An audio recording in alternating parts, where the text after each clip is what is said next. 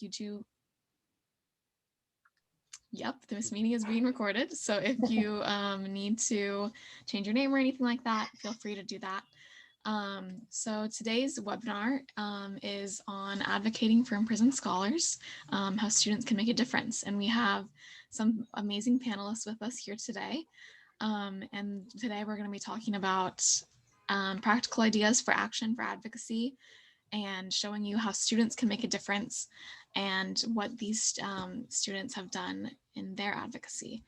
We do have Mahir is a panelist who is having some internet or connectivity issues, so he may be joining us later. We'll see what happens there. But for now, we have Zoe and Humaira with us. If Zoe and Humaira, if you'd like to introduce yourselves. Yeah, I'll just go first. Okay, so hi everyone. My name is Humaira and I'm from Bangladesh. I recently graduated in this January from BRAC University School of Law. And my relationship with OSAN Network and advocacy seminars started with human rights advocacy seminars, which started in July. And we had a very fun seminar where we actually learned a lot about advocating and how to actually be involved in situations or things where attention was very required at that moment.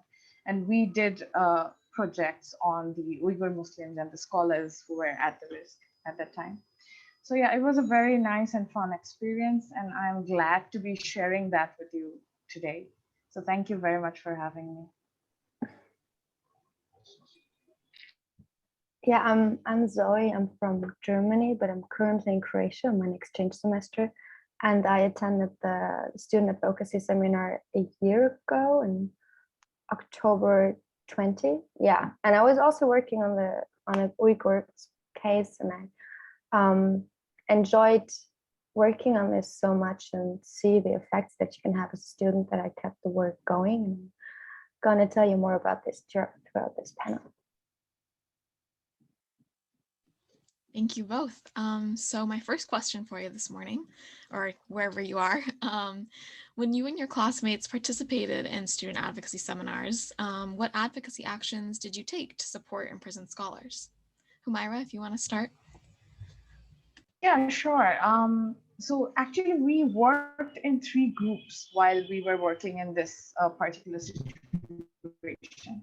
So contained of students from around the world. So we kind of made that one of our strengths, that we were from different backgrounds and from different places around the world. And since the situation of scholars being at risk wasn't that well known,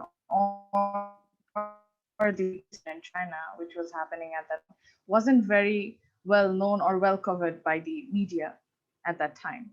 So it was one of our, how do I say it, one of core understanding that we need to spread the word about the situation that is happening. So we basically started from the basic level, and we thought that as students, where can we go from, where can we make the impacts? So first thing that came to our mind was that as students, we have a community in the locality where we live.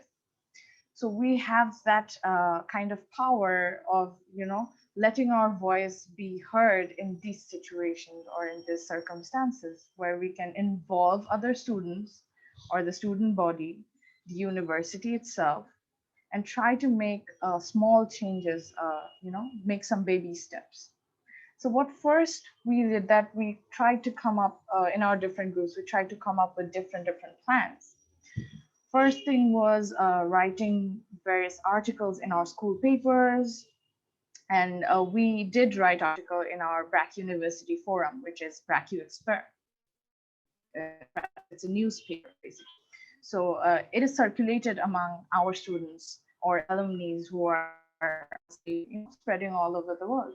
So we tried to think from that circumstances, and we started with writing articles, like small articles about the situation, what is happening. And then we kind of moved on and tried to, expand our reach to the social media domain, because that it was the COVID was very prominent and people were at home, and it was one of the people. So we came up with Twitter campaigns. So we tried to come up with campaigns where we were, protesting the different brands which were using the Uyghur labor or concentration camps to, source the cheap labor from the people who were actually suffering or somehow the world wasn't aware about. So we jumped on that bandwagon and we tried to let everyone know in the social media that this is what is going on in this concentration camps. We should just not, we should not use these products, or we should not adhere or, associate ourselves with these companies. And interestingly enough, in our country, there was one company which was outsourcing their labor from the Uyghur concentration camp. We tried writing letters to that company as well later on. And this happened after the seminar was over. So we kind of, tried to take whatever we're doing seminar and, kind of span it out to outside the seminar as well. So after the seminar stopped, we thought that no, we shouldn't stop advocating for people who are suffering till now. So we continued our approaches and our ways of reaching out to people about the situation. So yeah, we tried a lot of different things, one of which I don't know if I can share my screen. We actually had I was talking about the article, so we had a visual for the article where we wrote a message. And if I can share my screen, I'll just show you. It was like a collage from different students from around the world. I'll just show it. Let me 1 second. So we tried to give a nice comment, and we tried to, give a visual to the article so that people can see what is going on and understand from the visuals, and that what we are doing. I don't think I can share the screen. However, I can send it to the chat if that's okay. So that's kind of the summary of what we have been doing months, and of course after the seminar ended. And I think although it's not like that we made a big difference, but it was something that we could do and let the people around us know about the situation. So it was, in some ways, it was liberating for not only the people for whom we were working, but also for us as well, to be able to voice out concerns that were important to us and important to people miles away from us. So yeah, thank you. Zoe, if you want to answer. Yeah, talk about what I did in my seminar. I studied at a very small university, and we were also a very small group.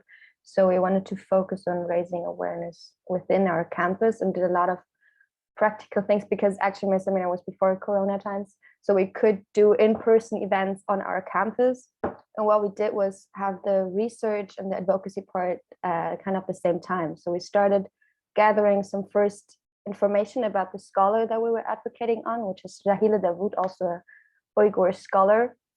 We gathered information about her and the situation in Xinjiang, and then we booked a stand in front of the Mensa, which is the most visited place at my small university. I don't know, in bigger universities where you have more than only one Mensa, it's probably a different spot, but it's a good idea to book a stand in a place where many people visit. And then we hung up pictures to attract attention and start a conversation with the people to bring the issue of the Uyghurs on campus. And we were kind of lucky because the China cables just came out, so it was already somewhat in people's minds. Yeah, so that was the first thing we did. And after we had this, we had a second stand about a month later, where we spread out letters to Chinese officials for people to sign and give them some more information, and we gathered more.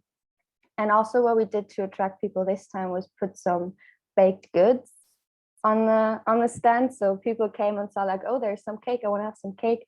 What do I have to do for the cake? Sign a letter while I'm gonna do it. And what we also did for our social media campaign was take pictures with the people. They took a sign and wrote like "Free Dahila" or "I stand with the Uyghurs" and stuff like that. Took a picture of this, and then we put it on our social media to somehow visualize how many people in Germany, also, although it's so far away from China, actually care about the issues there. And then at the end of the seminar, we've all been very into the research, and it's a very tense topic and it doesn't stop. So we had gathered so much information that we made a bigger event, not during lunch break, but in the evening times, where people could come and ask us questions regarding to the research topics that we have worked on, more specific questions, really deep conversations. And it was very fulfilling for us because we got to talk to the people and saw how they kind of changed their behavior and their opinion on different things afterwards. Because a bit like Humaira, we also researched on which German companies are actually working in Xinjiang. For example, a very big car company, Volkswagen. So we try to make people sensitive to the thought that buying from these companies is not such a good idea if you don't want to support forced labor. And to maybe talk a bit about the planning process rather than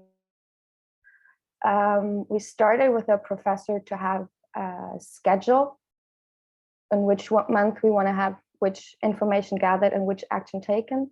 And we revisited this schedule every month to see if we either reached our goals or if we have to somehow adjust them to what our actual state of work is. And we worked with split groups and split tasks so everybody knows what to do when, and like have a specific focus. Not everybody researches everything and everybody tries to write a letter, but we had experts for different topics, because then you can get deeper into your own topic and gather more information or make the letter more successful.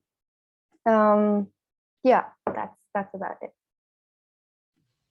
Wonderful. Thank you both. I did want to make one comment to our viewers. I forgot to mention at the beginning that if you do have any questions, please feel free to send those in during the panel. We'll be addressing questions at the end of the panel. So feel free to send those in while you think of them, while they're on your mind, and then we can come back to your questions and answer those for you. Awesome. Thank you both. So my next question is kind of related to the first one. And I was wondering, how did you guys choose which actions to focus on? You took these advocacy actions, but how did you make the choice of what to focus on at the beginning of your advocacy seminar? Should I start this time?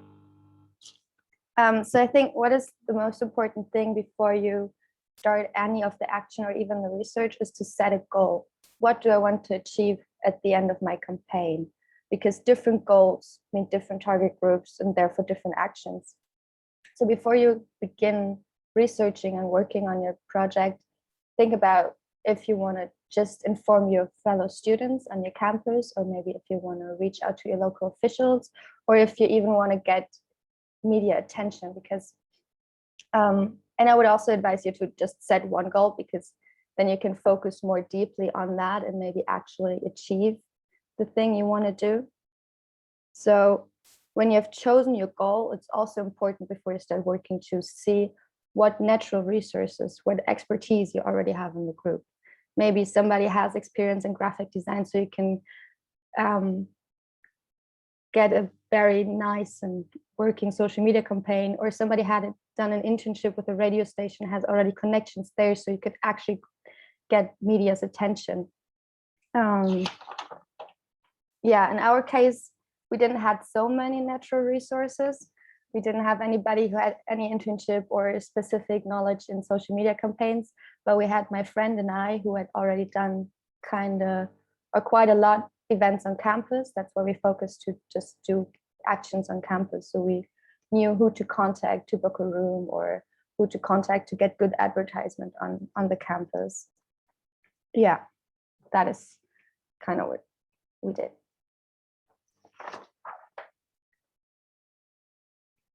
Okay, so just like Zoe said, it is very important to set a goal. So we had two types of goals set for each of the teams. Just like I said, we had three teams, so we had a very good amount of people in each team. So we had one short-term goal and one long-term goal. So for our team, our short-term goal was to, raise awareness in our campus and collectively try to persuade or, write letters to the government and also the organizations in Bangladesh that were outsourcing Uyghur labor, right? So what we did is that same as Zoe, we really did not have many natural resources. What we had is a diversified group. So we had connections all over the world. For example, one of my friends was from Afghanistan and he was in a club of there which worked with cultural sensitivity. So what he did is that he did a piece on Uyghur situation and of course on Ilham Tohti, who is also a scholar helped by the Chinese government. And he did a piece on Ilham Tohti and his daughter, Johar Ilham. So what he did is that he tried to make people aware of the situation of the scholars at China and of course the Uyghur population in Xinjiang. And he made a presentation on their cultural day. So he tried to reach out in his area of his university. That is what we did in our case as well. And we had events or we wrote in our papers or we tried to, contact uh, particular persons from different organizations who can or will help us or will extend some help. One thing which was very instrumental was the social media campaign, which we did not have any, idea about, and which was done by another group of our seminar. And what they tried to do is that they tried to, garner as much attention as possible within our community and of course around the world. And so I think their hashtag was they created a hashtag, particular hashtag, and it trended in the first position in Bangladesh one time. So they were very happy about it because it was something that is, garnering so much attention. It was very hard to trend a hashtag at the time, and they were like very happy about it. But then again, it does not mean that trending a hashtag will, ultimately solves the problem. But however, it is a step towards achieving something. So it's a small step. That is what I think we all learned throughout the seminar, is that it's not it is not going to be like always we are going to achieve some goals or some pedestal, we are going to move up to a ladder. It's not something like that. But however, if we can make one person aware and make one person ready to act or make a change about the situation, that we tried to look at it as one of our achievement as well. So we try to fix small goals and work in factions and then try to achieve it to something of a greater level. I think that was our philosophy behind uh, trying to make a working functional program or project. So yeah, that's from me. Thank you. Perfect. Thank you both. I think you both made excellent points about goal setting and how important that element is in the planning process. So my next question is about how you've continued your advocacy since the seminar ended. What have you been doing? What organizations have you been working with, and how have you continued your advocacy? Zoe, if you want to start again. Sure. After the seminar, as I was working on this case of Rahila Davut, and it really touched me because the issue of the Uyghurs was going viral at that time. But yet, I mean, a couple months after, nobody even talked about it anymore.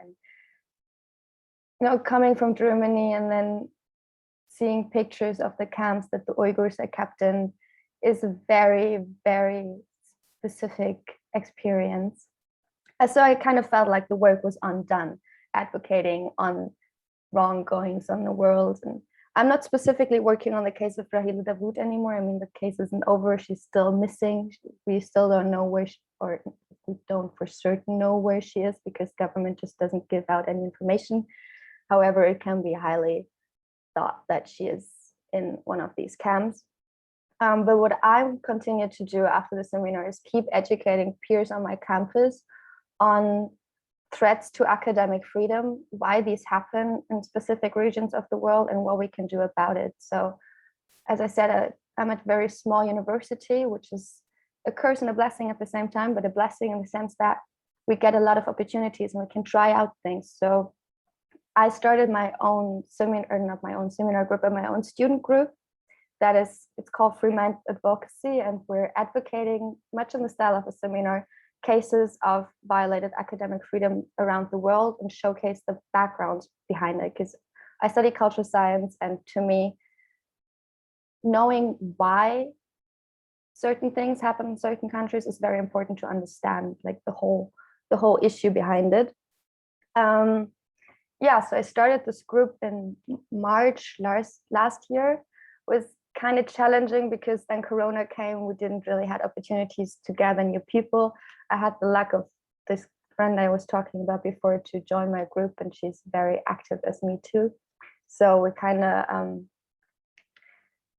of worked very good together. We advocated the case of a person from Bahrain, and the last semester on students in Belarus. I gotta read my notes because I forgot everything I wanted to say. I'm sorry. Yeah, so first semester we worked closer together with Adam. Thank you very much for that on this note. We took the case of scholars at risk and had close contact to the daughter of the imprisoned scholar, which I find very important for people in the group work, because it gives you like a certain touch of personal things in the whole work. And the last semester we were working on cases of students in Belarus, because a friend of mine has been in Belarus and her friend was arrested. And actually Belarus is a European country and nobody really knows about what's going on there.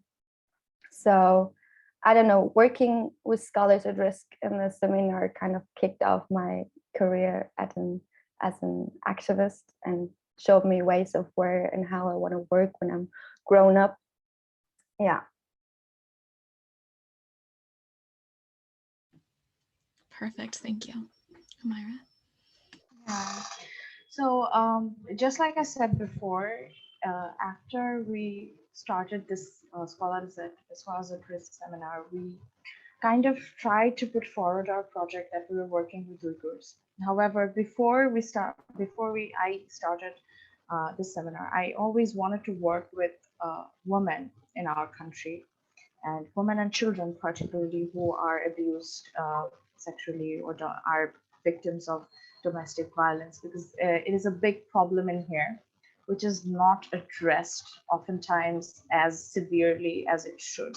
So that was something I was already interested in before I came here, but I did not know how to, start advocating for these people, or how to start my journey as a person who represents people who needs their voice to be heard.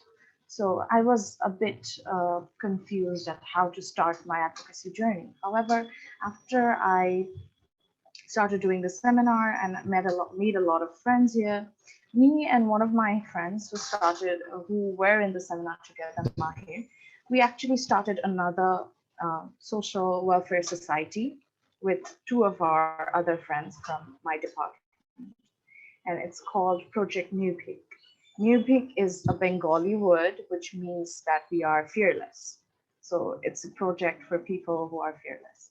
So we started the project primarily to work on gender-based violence in Bangladesh, and for ensuring equality on SDG Goal 5.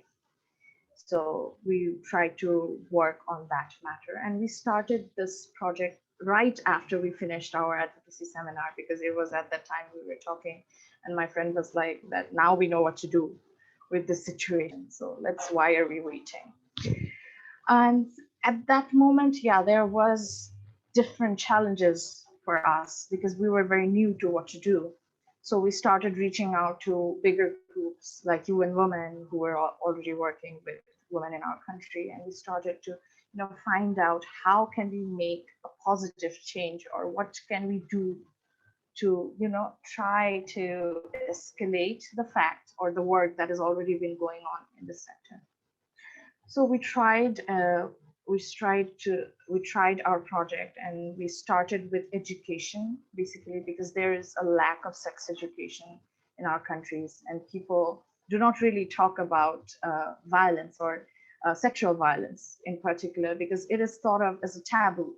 And there are other problem about victim blaming, and the cases not being reported and stuff like that. There's a very plethora of problems if we're talking about. So we started cherry picking the situations where we can work on, and we started to, focus our work in that regard. For example, we started doing a program for school children where we will make them understand what their rights are, what can they do if they are, they are not being able to differentiate between sexual violences, sexual abuses, or there's no they're not taught in school or anywhere for that matter, that how to differentiate between a good touch and a bad touch.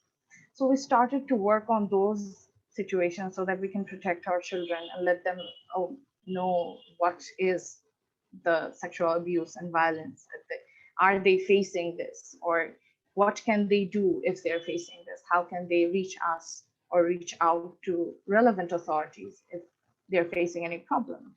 So we try to do those campaigns in the rural areas where it is very difficult to, uh, get access, basically. So we started to talk with them. We started taking seminars. We started educating them about these issues. And then we started doing online seminars as well for educating the mass people in Bangladesh, because there's a problem that, as I said before, there's a taboo around gender-based violence, and it's always deemed to be the victim's fault. So, as I said before, started I have taken away the matter that we have to take baby steps to achieve something. So we started to, cater the problem at the root of the problem, which is not identifying the gender-based violence as it itself is a violence, and the taboo around it. So we try to break that taboo and try to, make people aware that it is okay to seek help, and you should seek help when you are facing any kind of violence in your life, rather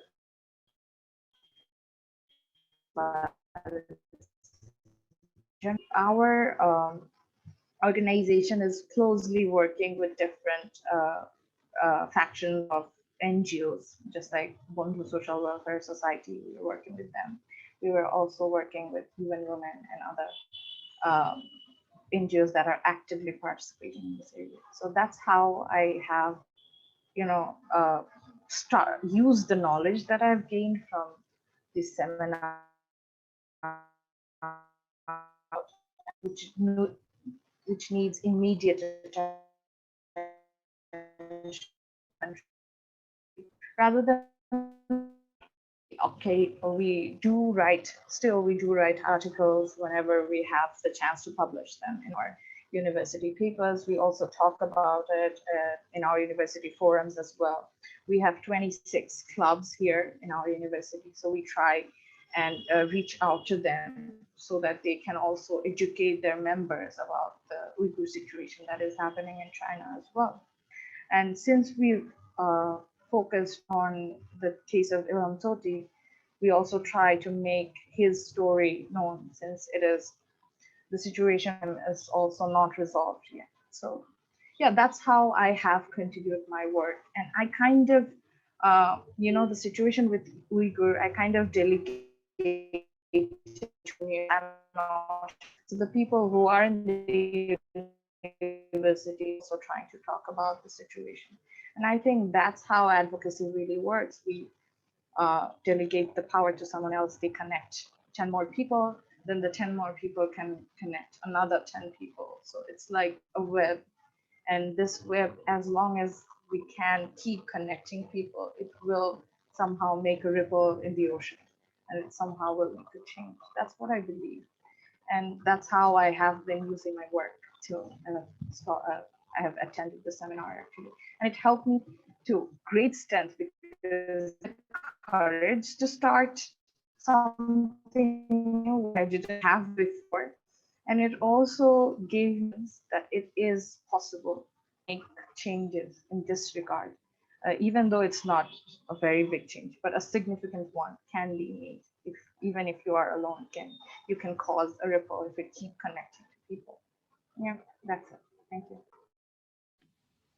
Perfect, thank you. Humaira, I did want to ask, would you be able to type out the name of that program in the chat just so we can be able to support that? And then Zoe, human rights or free mind advocacy, right? So Zoe is Free Minds Advocacy, and then Humaira will type out how to spell her program that she started. So thank you both for answering that. Yeah, I'm doing it right now. Perfect, thank you. So my next question is, how do students and young people specifically make an impact? What do we have that we can share with the world and advocate for specifically? Like what is our voice worth, I guess, as students? Whoever wants to start. Humaira, if you want to start. Yeah, sure. So a lot of this is a perception of a lot of students that I have met and my peers as well, that as students, what difference can you make? It does not really, because we don't have that power, we don't have that position, we are not that well known in the society, as we have not started our societal journey, officially at least. However, there we can actually make difference, because just like I said before, that when you're alone, it might be a little bit difficult to reach out to people. But when you have like a group of 5, 6 friends, you can be you in the group of 5, 6 friends, you will know 5, 6 more friends. Each person will know 5, 6 more friends, and that will, as a result, create a bigger group. And when you are in a bigger group, you can make your voices heard. Now the question arises: where do we, where do we go with our voice? Where do we go for help? The first outlet for us should be the institution that we belong to, because of course in your institution you already have a well-known a group of people, the teachers, who to reach out to if you're trying to make a program or if you're trying to organize something. So in that safe space, you have some kind of authority to have, the outlet to let your voice heard. So uh, the first situation where you can make a changes within your university. I would like to give an example, because in Bangladesh, in our university, BRAC University, we protested about a lot of things. We do protest when there is something, uh, which is discriminating towards us or our rights. So in one instance, there was this tax set up on education, that university students has to pay taxes while they are giving tuition fees. So it was something uh, a lot of people cared about. However, the students were generally the key beneficiaries of university system, and it was on us to pay the tax money. So we protested, and of course, after protesting, there were some arrests made, and so one of our fellow students was detained. And what we did is that, since he was from our institution, we didn't get a lot of help from other institutions, because there are some segregation among the institutions. However, when we came together, all of our friends tried protesting, tried demanding justice, and somehow we tried to write letters to the PM. We tried to write letters to our university authority as well, our VCSA, and it somehow worked. We never believed that we would be able to achieve something on a governmental level, that we can go and influence the government. However, we did that because our way of protesting were peaceful, and we tried to reason with our voice, and we were a lot of people. So when you have a lot of people working together, it is bound to have some impact, right? Another outlet would be that as students, if we talk about or if we care about a situation, we can also reach out to our local authorities or our local constituencies, and we can write to them. We can directly go to their office or call them and show our concerns. Again, when you're calling in a number of in a great number or in a big number, and if your demands are justified, they're bound to listen at some point. Although it is not like everyone is going to listen all the time. However, if you keep trying and do not give up, they are going to listen at some point. So yeah, it is not that students do not have any power. We may have power limited to our locality, or we may have power limited to our constituency or our university, but we do have that power. And I have seen that online, in today's world, online campaigns do make a difference at some point. Even in situations where the online campaign was going on for the Uyghur concentration camps, and people were trying to, boycott projects which were outsourcing the forced labor from Uyghurs. A lot of people boycotted the products, and some of the products actually relocated their production from China, and that actually did happen. And a lot of these things were spread by the students, because when you collectively try to, advocate something, and it is right and just, and people are seeing that there is unfairness happening in this world, and you are trying to focus their attention toward that unfairness, it is bound to make some difference. So it's not like students do not have any power at all. We do have power. We just have to concentrate it, and we have to plan and coordinate it to, the outlets that we can actually make difference on. So I think that is the key in managing the power, or whatever small fraction of power that we have.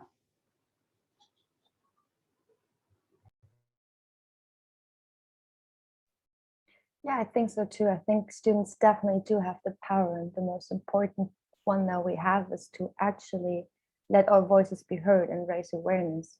Because at least in Germany, up until a few years ago, our generation was considered like not politically interested and just seeking for their own pleasure. So when students and young people started going on the streets for things like Fridays for Future, or if we raise our voice for any cause whatsoever, it immediately attracts, or at least that's my impression, immediately attracts some officials' interest, because we do care about something else apart from our own pleasure, and we do care about something else apart from the things we have to study. So you should never be afraid to raise your voice just because you think it won't be heard. It will be heard by at least some people. And I totally agree with Humaira that you should start to work, or to work against and with your own institutions, because you know them best, and that you should work collectively. So you should partner up with other organizations, with other student groups, with human rights organizations to pursue the cause that you're pursuing. For example, if you want to work within your own administration, go to your student representative council. In Germany, it's called your student council, because that's basically what they do. They support students in working for causes in the administration. They know the procedures there, and they can help you with filling out forms to actually get the president's attention, for example, your university president's attention. Or if you want to do a faster research, you can go to some human rights organizations and ask them for information. And advice that I would definitely give you on these things is, the smaller the group, the faster you're going to get in contact with them, because they also don't have so much on their plate. For example, for the case in Bahrain, we have tried to reach out to Amnesty International and some smaller organization called BIRD. I have forgotten actually what's it spelled out, but it's a small London-based human rights organization that is from excellence from Bahrain. And they have replied us with almost within a day, when I'm still waiting for the reply from Amnesty International. I'm not saying you shouldn't write them. I'm just saying that if you actually want to have information from them, you should start very early in the process and be very persistent to work with them. And for example, we have in Europe, the European Student Association, that is they're also going to have a panel next week. So they are a collective student organization of all students in Europe, and they know a lot about the political processes. So you can partner up with them if you actually want to achieve something in the political direction. And they usually also have the fundings to support you financially in events that you maybe want to plan. But they're also students and doing this work on the side, so also count in some time if you want to actually pursue a project with them. I think the most important thing that we have in student advocacy or in advocacy work in general is the social capital, so the network that we build up. As Humaira said, you go to a group of friends and you attract maybe 2 or 3 or 4 people's attention, and they go to their friends and spread the word slow by slow, but it's building up this big network. So try to combine your forces to actually achieve something big.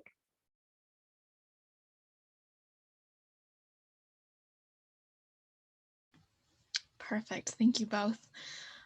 So my last question I have before we move on to student questions is, what is one piece of advice you wished you had received prior to your advocacy seminar, or one piece of advice you would give to students who are currently working on the cases of imprisoned scholars?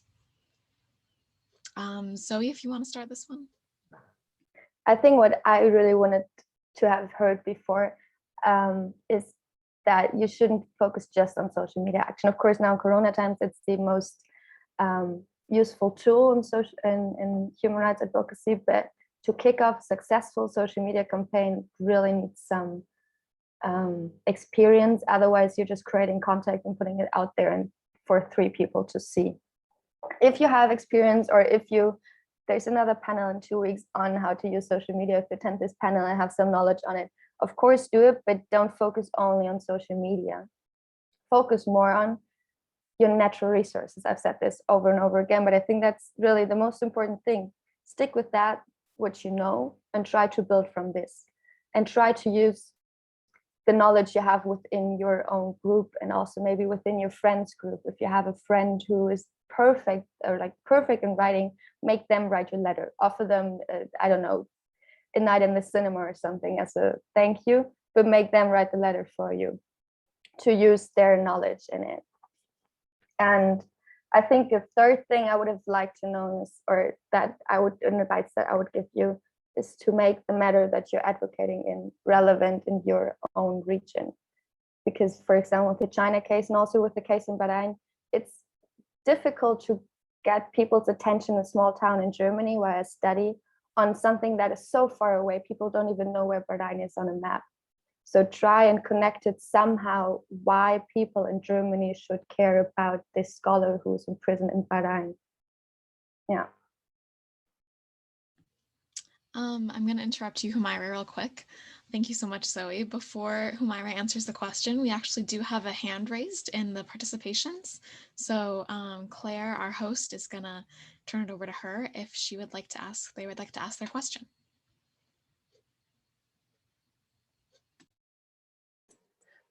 Lanathea, you are able to talk now. So if you unmute yourself, you'll be able to ask your question.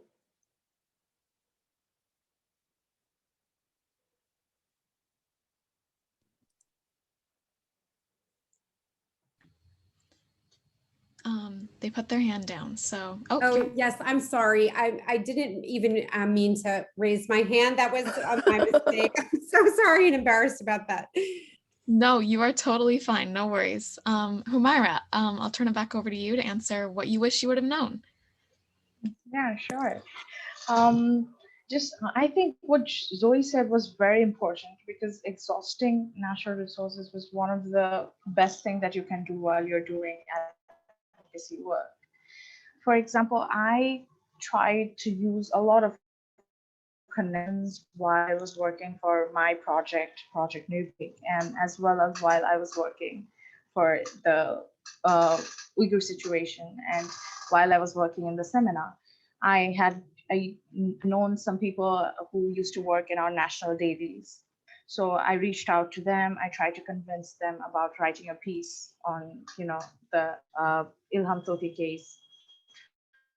However, the most important thing is that even if you use your natural sources or you reach out to have connection already from my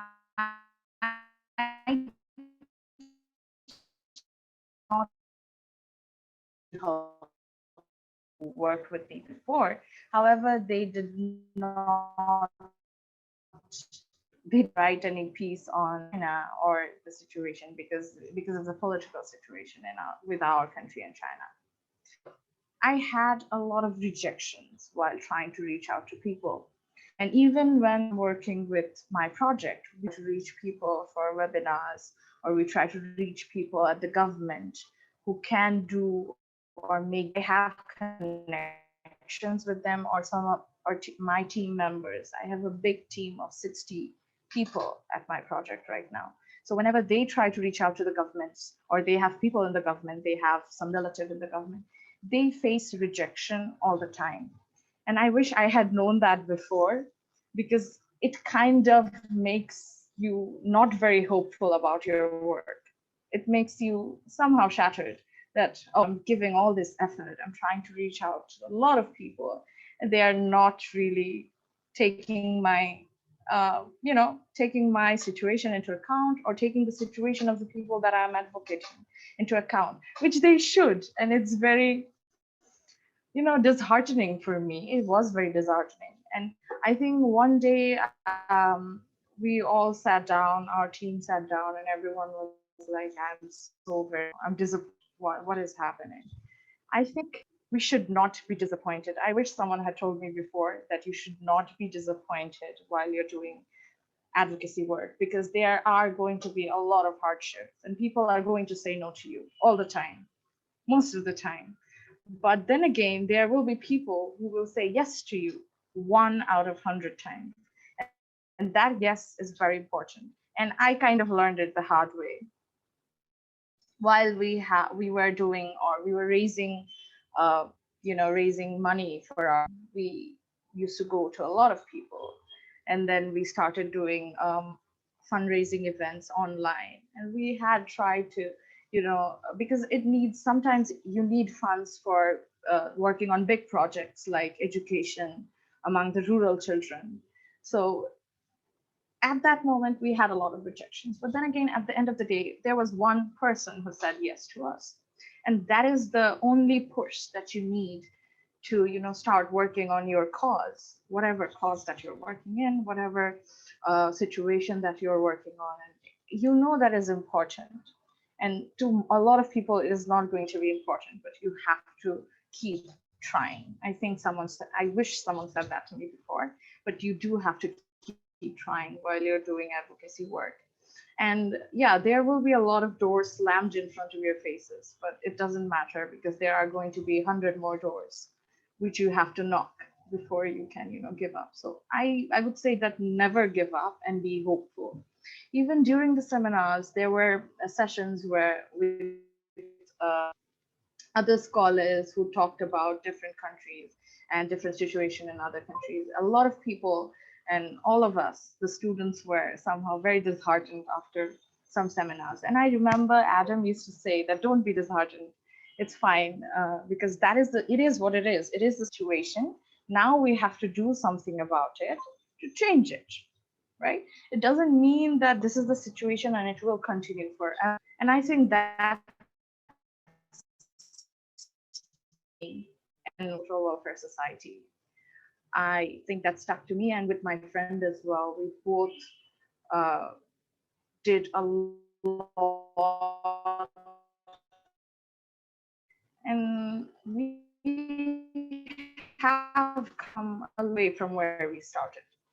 And I'm sure that we're going to do that if we keep trying, keep talking to people, because I believe that when you're having a conversation, you can actually change someone's fortune. Rather than, conversations have that power that you can move someone's mind, and you can, make them aware of the situation and try to let them know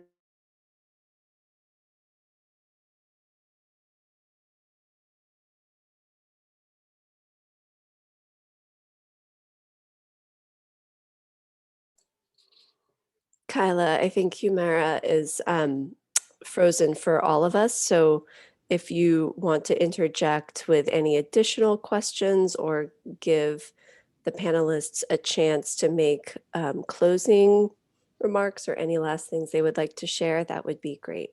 Yeah, for sure. So Zoe, if you want to answer, we do have a couple questions in the chat. So the first one, if you just want to answer briefly, how important would you say personal storytelling and getting people to empathize with scholars at risk is?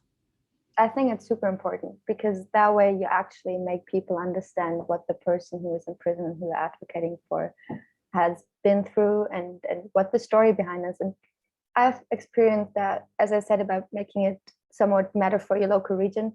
People always need to somehow visualize the issue that you're presenting them to. And if you tell the story of a person who is in prison, it makes it personal.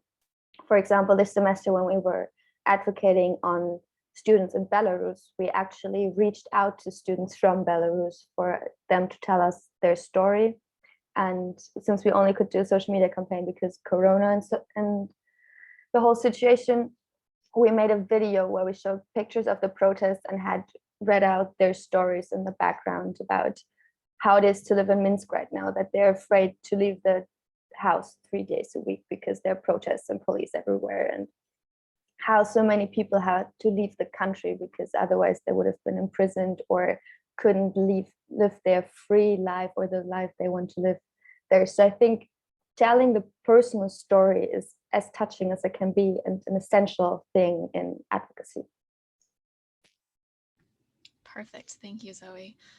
Since Humaira is not back, I'll send this question to you as well. Yeah. This last question is, how sensitive do you have to be about the safety of the target groups with your advocacy?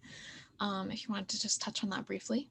Yeah, that is actually a very good question. And again, on this case in Belarus, because it was the freshest and also the one that touched me the most. I was asking myself this a lot because I was in contact with people who have been protesting in Belarus. And I think what you always have to try to do is as sensitive with it as the person you're in contact with wants to be. So the people from Belarus, they only communicated with me over Telegram, but then we had a meeting over Google Meet. And if they propose this to you, it's fine. But I actually downloaded Telegram only for my advocacy work because it's safer than WhatsApp, at least they thought that. On the other hand, the woman from the daughter of the scholar in Bahrain who we were advocating, she communicated with me on WhatsApp. And the first mail, I was like, are you sure you want to communicate on WhatsApp with me? She was like, yeah, sure. So I think you need to be aware of the situation, and you need to be as sensitive about it as the target group wants it. In the end, it's always a balance between raising awareness on the issue and putting the people in more danger because they're talking about the issue elsewhere. And authoritarian leaders of countries always use that or tend to use that as an excuse to even more violence against their own people. So you gotta figure out a way you yourself feel comfortable with in the target group. I don't know if that answer helped. It's a very tricky one. Yeah, it definitely is. It's a very delicate situation, I think. Yeah. Thank you, Zoe, and thank you, Humaira. So I just really appreciate your time today and your answers to all these questions. I think it was a wonderful panel. Claire is going to announce next week's sessions. So if Claire wants to come on, she is going to, oh, hello, Humaira. If you want to say bye, Humaira, briefly, and then Claire's going to announce next week's session. Oh, hi. My internet got disconnected. So yeah, modern problems. So yeah, as I was saying before, that you will face a lot of rejections while you are working in any kind of advocacy. So it is very important to remember that we do not really lose hope. So we have to be hopeful, number one. And number two, we have to be relentless and keep trying. Even if we have rejections, we have to keep trying. And number three would be that try to use as much as persuasiveness as you can while talking and handling people, because people are not going to be always very friendly towards what you are trying to achieve, or they are not going to be in your support a lot of the time. So you'd have to tackle them with conversation rather than being very violent at times. Just be practical and be humble and try to talk to people and have a conversation that is going to resonate with them in the long term. So yeah, that is what I'm going to give advice to everyone. So yeah, thank you. Yes, thank you so much, Humaira, and thank you for concluding your remarks. And I'm glad you were able to come back on before we had to finish. Claire, if you want to go ahead. Yes, and first, just to echo what Kyla said, Humaira, Zoe, this is incredibly helpful and so wonderful to hear your perspectives and your experiences. And Kyla, thank you so much for moderating this session. You did an excellent job. So I would be absolutely honored if everybody on this call and your classmates would join us next week for our next session on Wednesday, the 17th. We actually have two, both on governmental advocacy. One focused on governmental advocacy in Europe will occur at noon Eastern. And that will be with the European Students' Union representative, Matteo Vespa. And then at 2 o'clock Eastern, we'll have another session with Scott Busby at the U.S. Department of State about governmental avenues for advocacy in the United States. You're welcome to join whichever one is more relevant for your region or both. I'm sure that they will provide very different perspectives and would be an interesting comparative exercise. I know that's a lot to ask, 2 Zoom sessions in one day, but I suspect you've all done more than that. So please do join us. And thank you so much, all of you, for your time, and especially to our panelists and moderator. Thank you all for coming.